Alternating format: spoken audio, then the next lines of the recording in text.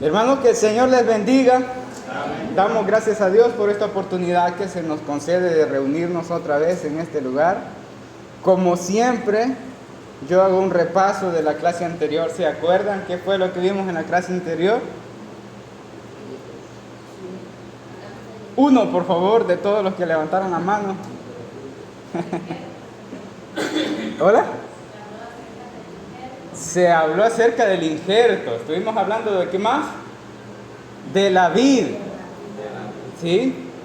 De los pámpanos, correcto. De los injertos del fruto. ¿Se acuerdan, verdad? Bueno. En la clase anterior aprendíamos cómo es que un ser humano indigno, miserable, pecador puede llegar a producir fruto de santificación. Estuvimos recordando de cómo Jesús nos enseñó acerca de que Él es la vid y que el Padre es el labrador. Estuvimos también estudiando cómo el apóstol Pablo nos enseña que somos olivos silvestres injertados en el verdadero olivo. Y lo que aprendíamos de eso es que la raíz es santa. Y si la raíz es santa, la savia es santa y las ramas son santas, y los que sean injertados en esa vid no podrán dar otro tipo de fruto que no sea santificación. Aprendíamos que todos los que son salvos son injertados en esa vid. Y es solo por la vid que ellos tienen vida. Aprendíamos que un injerto es muerto en sí mismo. No tiene el poder de producir hojas, no puede producir fruto. Él es un trozo de madera cortado de otro lado que si no es colocado directamente en un árbol se secará. Se secará porque él necesita recibir vida a través de la vid. Y solamente la recibe por la savia que lo sustenta. La savia es la que lo hace crecer. La savia es la que le hace dar hoja. Y por ende la savia le hace dar fruto. Aprendíamos que nosotros no podemos producir santidad por nosotros mismos.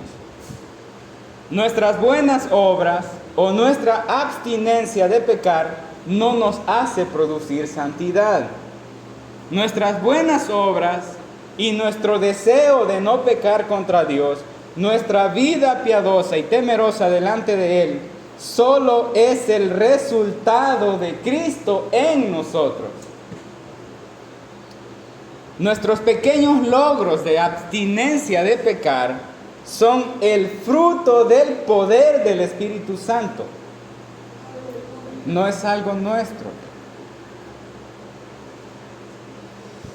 Es por la rica savia santa que está en nuestros corazones operando la transformación. Es esa la que nos hace producir fruto de santificación. No podríamos atribuirnos que nuestros pequeños triunfos o nuestros pequeños frutos de santificación son nuestros. Son generados por nuestra propia energía, por nuestro propio poder, porque el apóstol Pablo nos exhorta amorosamente en el Romanos 18 al 20, diciendo que eso, decir que nosotros somos los que producimos la santidad, el apóstol Pablo nos enseña que eso es soberbia. Dice, no es el injerto el que sustenta a la raíz, sino que la raíz sustenta todo. Y el apóstol Pablo termina diciendo, mejor teme, no seas soberbio. Hay personas que creen y se miran a sí mismos y dicen, wow, qué santidad he alcanzado, y comienzan a medirse con los demás. Pues la Biblia dice que eso es soberbia, dice que eso es jactancia. Y para mí especialmente eso es una gran ignorancia, gran ignorancia. Y no me molestaría repetirles de nuevo porque me interesa que lo tengamos presente. Y es que nosotros no somos referencia de santidad. Lo vuelvo a repetir. Nosotros no somos referencia de santidad. No producimos santidad. Nosotros somos referencia de la palabra santificación. Porque ese es un proceso. Y nosotros solamente damos fruto de santificación por el poder del Espíritu Santo en nuestra vida. La palabra del Señor nos enseña que Él es el que produce en nosotros el querer como el hacer por su buena voluntad. Aprendíamos el concepto de santidad. Yo quiero que lo recuerden. ¿Se acuerdan qué es santidad? Es la ausencia absoluta de pecado. Santidad es la ausencia absoluta de pecado. Si es absoluta esa ausencia de pecado, no puede tener ni un mínimo porcentaje de pecado. Si creemos que la santidad pudiera tener un 0.001% de pecado, ya no estamos hablando de santidad. Porque es ausencia absoluta. Ahora, si escuchamos predicar de que nosotros somos representación de santidad, tendríamos que estar seguros que nosotros no tenemos ni ese 0.01% de pecado.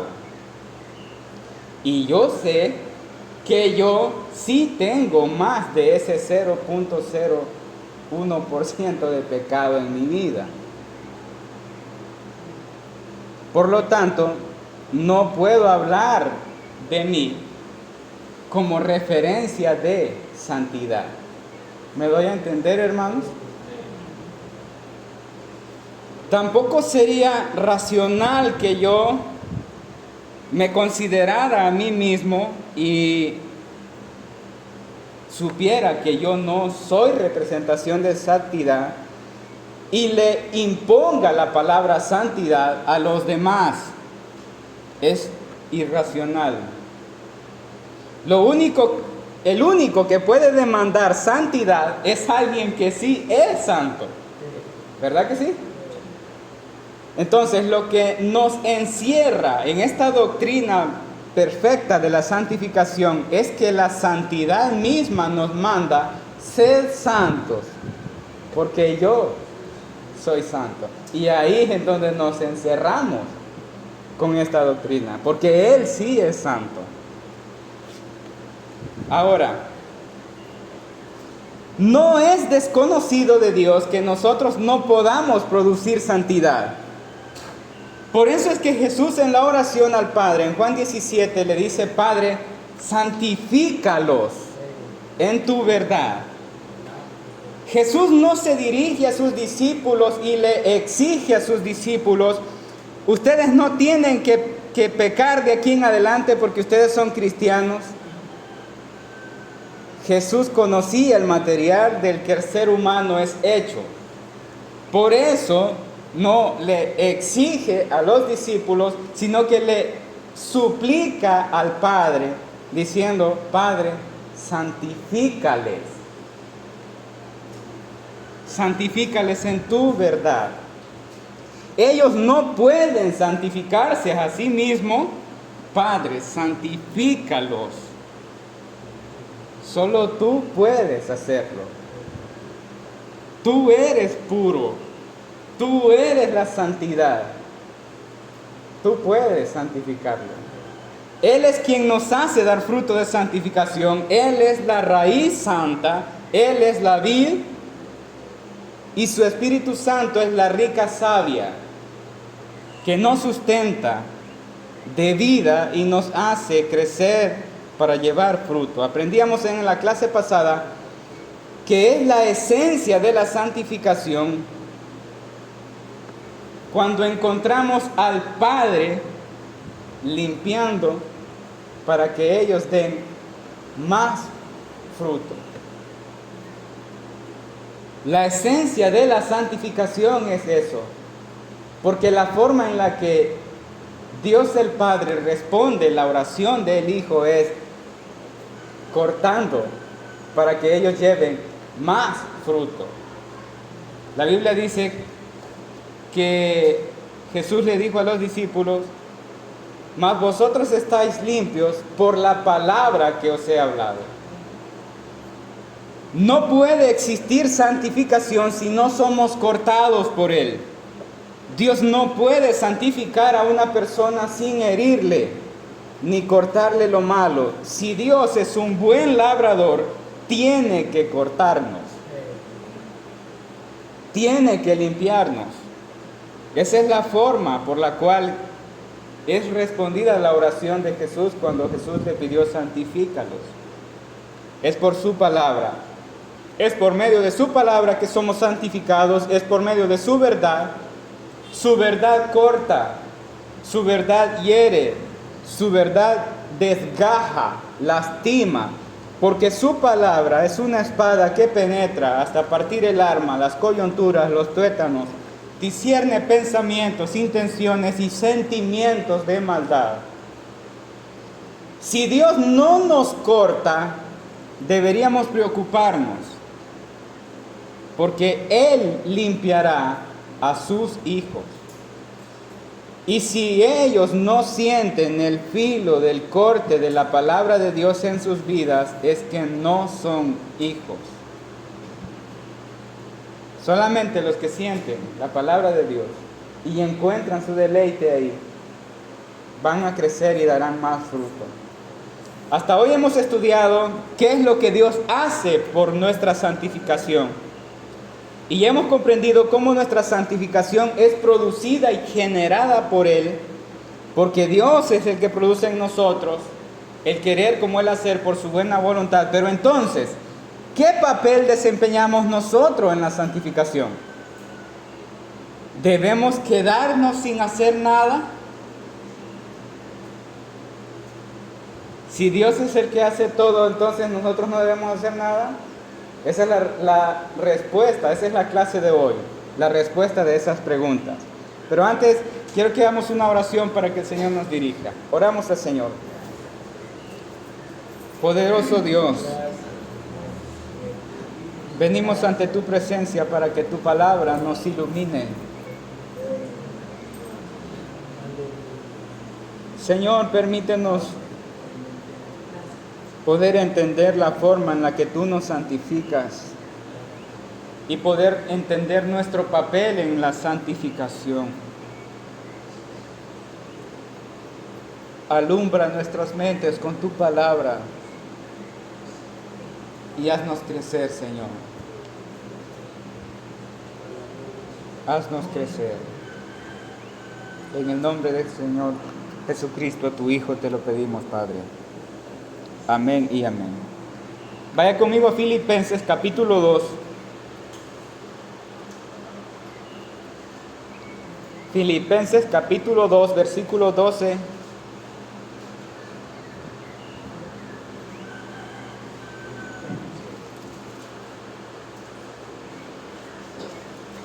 Filipenses capítulo 2, versículo 12 y 13. ¿Lo tenemos? Filipenses, carta a los Filipenses, capítulo 2, versículos 12 y 13. ¿Lo tenemos? Dice la palabra del Señor: por tanto, amados míos, como siempre habéis obedecido, no como en mi presencia solamente, sino mucho más ahora en mi ausencia, ocupaos en vuestra salvación con temor y temblor, porque Dios es el que produce así el querer como el hacer por su buena voluntad. Ahora vuelvo a hacer la referencia de la gráfica que ya conocemos. Y decía que desde que venimos a Cristo hay un punto de partida. Conocemos que cuando el Espíritu Santo de Dios obra en una vida y opera la obra de regeneración, ahí es el inicio de la vida cristiana.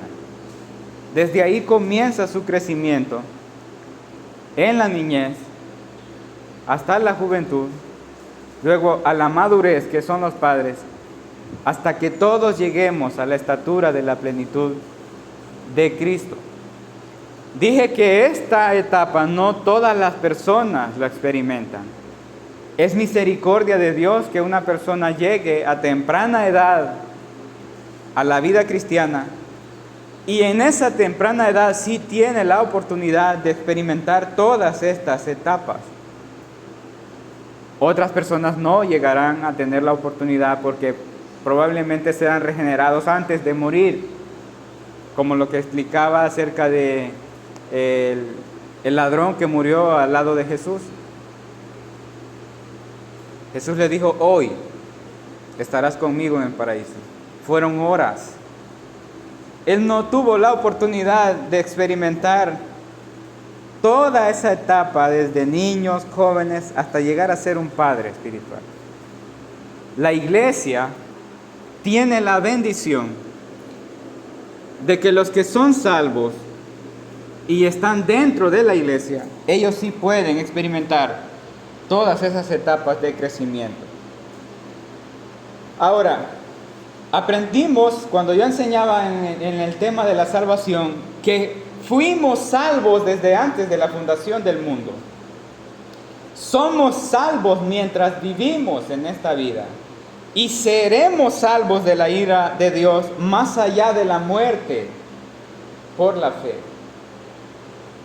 Pero el punto en el que quiero que entendamos esto es que el llamado apostólico en este versículo que leímos en Filipenses es de que es nuestro presente, es nuestro ahora. El apóstol está haciendo un llamado a todos aquellos que han experimentado la obra de regeneración en sus vidas y que están en la iglesia conformando la iglesia del Señor. Él les dice: quédense tranquilos, no hagan nada por su salvación. No. Él les dice: ocupaos en vuestra salvación. Y eso indica, hermanos, que la vida cristiana no es una vida de tranquilidad y todo playa. No es una vida ociosa. La vida cristiana es de valiente y de gente ocupada. Él les dice: ocupaos en vuestra salvación. No les dice que deben hacer algo para ser salvos. Nadie podría hacer nada para lograr su salvación. Entonces, ¿a qué es lo que se refiere el apóstol Pablo cuando dice que debemos ocuparnos en nuestra salvación? Lo que esto incluye, hermanos, es que debemos ocuparnos en nuestra santificación. Santificación. ¿Cuál es la ocupación principal del cristiano? La santificación. Esa es la ocupación principal. ¿Cómo debe hacerse?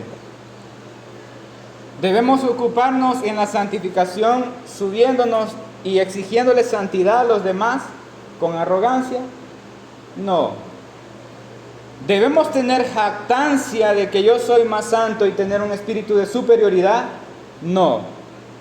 ¿Qué es lo que nos sugiere el apóstol Pablo? Dice: deben ocuparse en su salvación con temor y temblor. ¿Por qué? Porque Dios es santo. Pablo, antes de conocer a Dios, él tenía arrogancia. Él se jactaba de su posición antes de conocer a Dios de verdad. Él se paraba y decía: sí, mátenlo.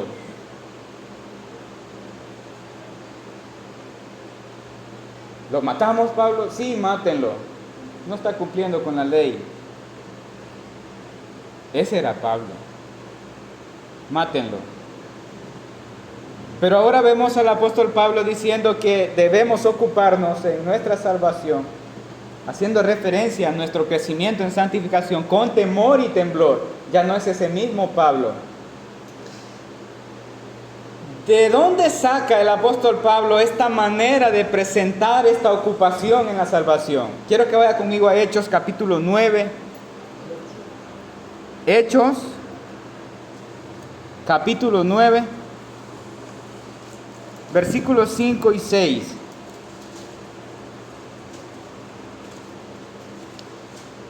¿De dónde es que el apóstol Pablo saca esta manera de referencia para ocuparnos en el Señor? Lo tenemos, Hechos 9, 5 y 6, dice la palabra de Dios. Y él dijo: ¿quién eres, Señor? Y le dijo: yo soy Jesús a quien tú persigues. Dura cosa te es dar coces contra el aguijón. Lea lo que dice el versículo 6. Él, temblando y temeroso, dijo: Señor, ¿qué quieres que yo haga? Y el Señor le dijo: levántate y entra en la ciudad y se te dirá lo que debes hacer. La Biblia dice: temblando y temeroso, le dijo: Señor, ¿qué quieres que haga? Es que necesitamos una experiencia aplastante de la santidad de Dios para que de verdad reconozcamos nuestra propia inmundicia y bajeza. No podemos acercarnos a Dios como nuestro amigo de infancia, como en buen salvadoreño nuestro chero. Él es Dios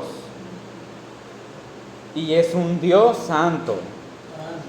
Ahí no habían títulos para Pablo, no había poder, no había cartas de referencia de los rabinos, de los superiores, no había soberbia ante la santidad de Dios. Y lo que a mí me impresiona de todo esto es que es un destello sutil y limitado de la santidad de Dios en esa aparición.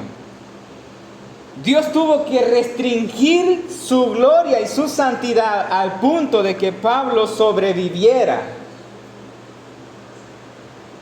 Limitó tanto el resplandor de su gloria y su santidad que lo único que le pasó a Pablo es que quedó ciego.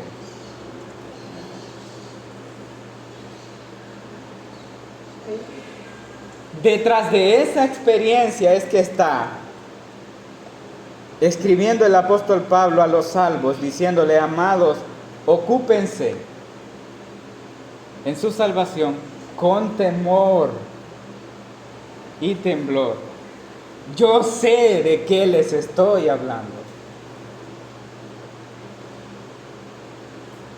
Sí debemos ocuparnos en nuestra santificación. ¿Y qué es lo que eso incluye? Hemos aprendido que nuestra santificación está muy ligada a que vivamos conforme a los mandamientos y estatutos de Dios.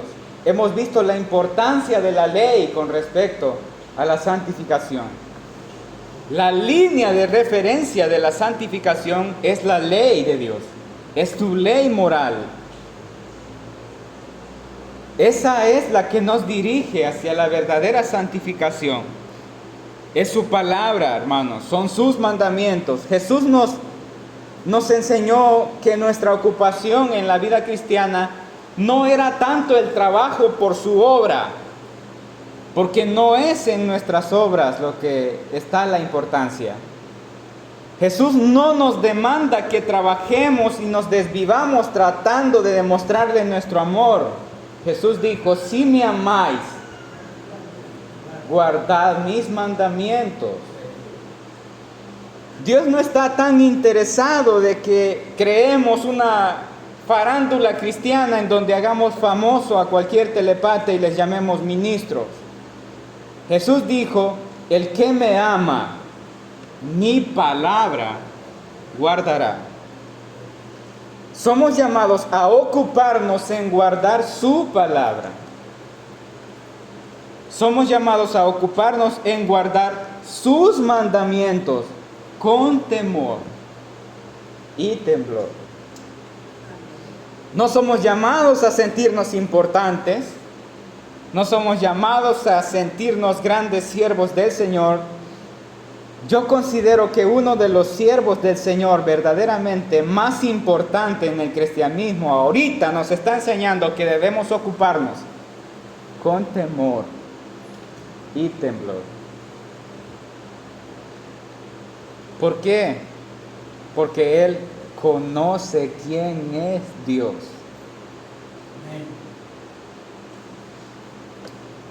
¿Eso es lo que usted ve en los ministros de hoy? ¿Eso es lo que reflejan los ministros de hoy? ¿Esa es la actitud, la reverencia, el temor? Y hago referencia a los ministros porque son el referente de la guianza de la iglesia. El referente de la guianza de la iglesia localmente será el pastor, ¿verdad? El referente de la iglesia global serán los ministros conocidos, famosos. ¿Verdad que sí? Ahora, pregúntese, porque yo sé que usted tiene más de alguno por ahí que usted admira. ¿Tiene estas características ese ministro al que usted considera como grande siervo del Señor? ¿Guardan los mandamientos de Dios y respetan su ley? ¿Temen y tiemblan ante ese Dios? Si los ministros a quienes nosotros admiramos no tienen esas características, hermanos, ellos ni siquiera saben de qué Dios están hablando. El apóstol Pablo conocía de quién estaba hablando. Sabía que Dios es santo y la enseñanza que nos dan es: ocúpense con temor y temblor. Y quiero volver a la enseñanza de Jesús cuando Él nos dice que Él es la vid. Jesús dijo: mi Padre es el labrador. Todo pámpano que da fruto lo limpiará para que lleve más fruto. Nosotros somos injertos vivos que sentimos cuando la palabra de Dios nos corta. Sabemos perfectamente bien cuál es nuestro pecado y cuál es nuestra maldad y cómo Dios nos corta con su palabra. Lo sabemos. Dice que nos limpiará para que llevemos más fruto. No debemos esperar que la vid dé frutos para comprobar si es santa o no, porque sabemos que la vid es santa, la raíz es santa, la savia es santa. Es en los injertos que se debe notar qué tipo de fruto tiene. Y es por eso que se notará si está verdaderamente injertado en Cristo o no. ¿Y cómo es que sabremos eso? Por sus frutos. Es sumamente importante que entendamos que nuestra santificación no se mide por nuestras obras. Nuestra santificación no se mide por nuestro protagonismo. No se mide por los ministerios, no se mide por el reconocimiento, no se mide por hablar en lengua, no se mide por ningún don. Lo único por lo cual es conocido quién realmente está injertado en Cristo es por sus frutos. Frutos. Mateo 7:16.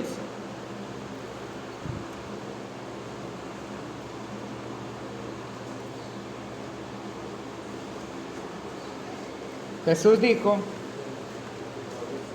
por sus frutos los conoceréis.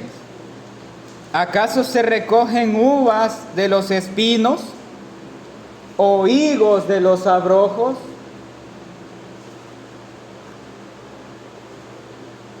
¿Qué quiere decir esto?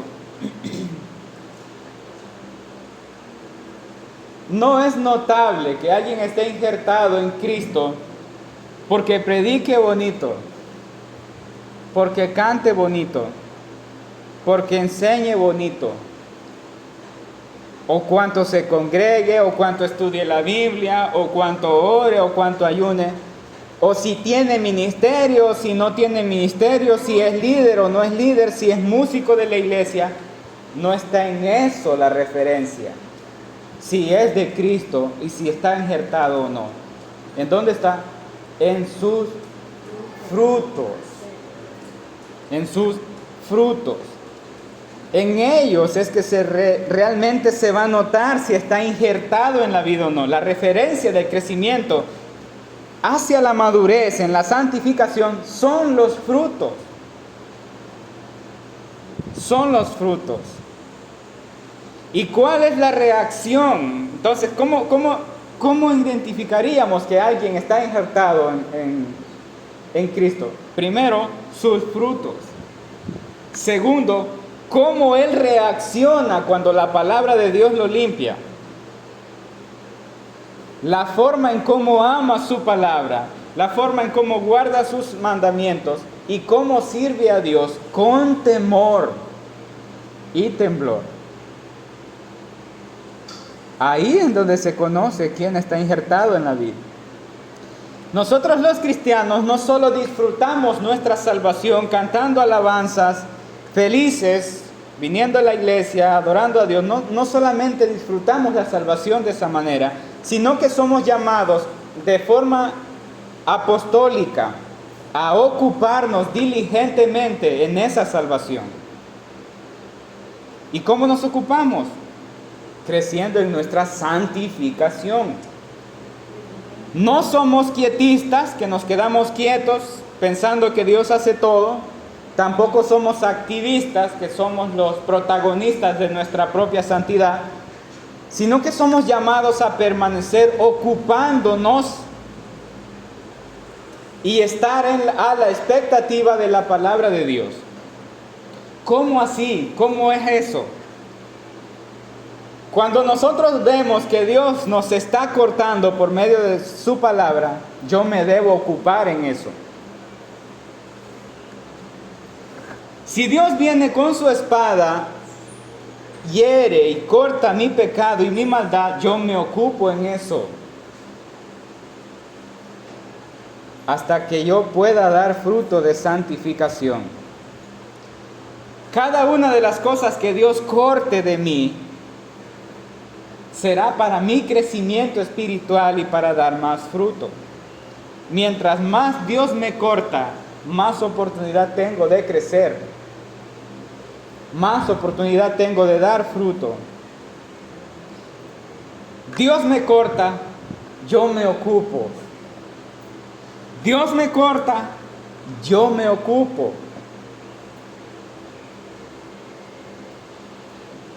Si mi pecado es la rebeldía y la palabra de Dios viene y hiere la rebeldía en mí, yo debo ocuparme en dejar de ser rebelde, porque Él me está cortando. Puede ponerle cualquier pecado que usted considere en su mente, en su corazón. Si Dios quiere tratar en mí la impaciencia y por medio de su palabra me corta, yo debo ocuparme en eso. En eso consiste la santificación, en ocuparse en lo que Dios está haciendo por medio de su palabra. ¿Cómo debemos hacerlo? Con temor y temblor. Esa es la manera en la que crecemos en nuestra santificación. Esa es la manera en la que llevaremos frutos. Se trata de crecer hacia la madurez. Nuestra referencia de plenitud es Cristo, hasta que todos lleguemos a un varón perfecto a la medida de la estatura de la plenitud de Cristo. El cristiano hijo de Dios que es verdaderamente salvo y está injertado encontrará su deleite en la palabra de Dios. En él habrá un deseo ferviente por su palabra, y no porque él quiera, no porque le nazca, sino por la fuerza del impulso del Espíritu Santo en él, que no puede detenerse. Es imposible que alguien que haya sido injertado por Dios en la vid no sienta la fuerza de esa savia santa en su interior. Esa savia santa en su interior es la que le da el impulso de congregarse. Esa savia santa en su interior es la que le da el impulso de orar. Esa savia santa es la que le da el impulso de servir. Esa savia es la que le hace escudriñar su palabra. Ese sentimiento solo será de Dios cuando se haga con temor y temblor. Si tiene temor y temblor el que yo escudriñe la palabra de Dios, es de Dios. Pero si yo escudriño la palabra de Dios para creerme superior, para saber más que otros y humillar a los demás, eso ya no es de Dios, aunque sea lo mismo. ¿Me estoy dando a entender? Si el impulso de mi corazón lleva temor y temblor, eso es impulso del Espíritu. Si no lo lleva, no es impulso del Espíritu, aunque lo haga. Es diferente ver a una persona que entra confianzuda ante la presencia del Señor y entra prefiriendo movimientos emocionales a lo que comúnmente se le llama dinamismo, y que dentro de los dinamismos hay chistes y risas. Esa no es la forma en la que debemos ocuparnos. El apóstol eligió muy bien las palabras que plasmó en estos versículos, y eso es algo en lo que debemos meditar: temor y temblor. Y quiero dejar en sus corazones en esta clase, con respecto a nuestra santificación, que es la obra del poder del Espíritu Santo todo lo que nosotros hagamos. Los triunfos que alcancemos, las batallas que venzamos, jamás podremos atribuirnos mérito alguno, porque somos injertos vivos. Hemos sido vivificados para atender al llamado de nuestro Salvador y Redentor, mientras disfrutamos nuestra salvación. En su presencia encontraremos la plenitud de gozo, y su rica savia nos sustentará para poder ocuparnos en obedecer sus mandamientos. Debemos encontrar nuestro deleite en su ley. Somos llamados a guardar sus mandamientos, su palabra, y como consecuencia eso traerá evidentemente fruto de santificación. El Padre no solo se alegrará de nuestro fruto, sino que nos seguirá cortando nuestras maldades y pecados para que llevemos más fruto. Nuestra función en la santificación es que como injertos vivos nos ocupemos en todo aquello que su palabra nos corta, para que crezcamos limpios para crecer bajo la buena voluntad de Dios en sus propósitos eternos, porque Él es el buen labrador. Esta es la clase de hoy, hermanos. Que el Señor les bendiga.